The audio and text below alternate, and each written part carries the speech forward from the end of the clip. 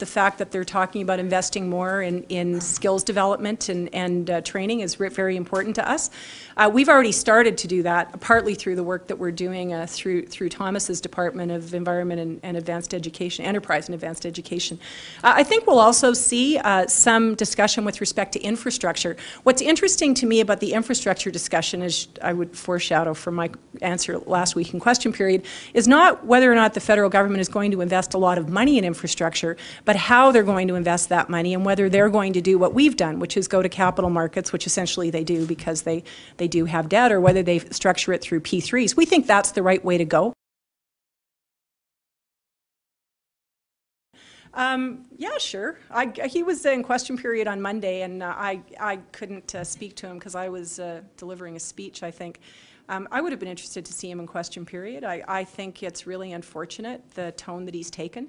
I think it's very unfortunate, the tone that we're seeing a lot of political leadership take right now.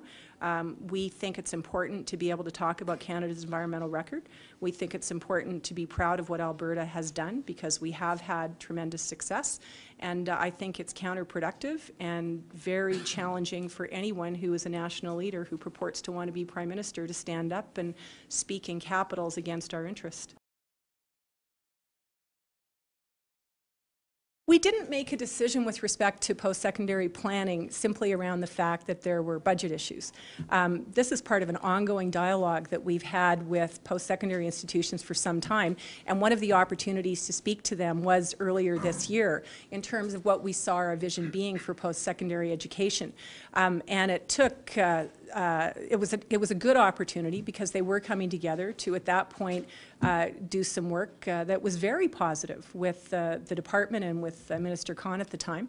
And so I took the opportunity to talk to them about what we thought the vision needed to look like, which is what I've said. It's using our tax dollars to invest in research and innovation and skills development, and to make sure that we're creating an integrated system that doesn't have unnecessary competition but still allows for research excellence. So that's what we talked about. It wasn't sort of a deliberate point to send a signal or to say that this was driven by budget. It was to simply say this is part of the ongoing dialogue that we're having, and it was a good dialogue.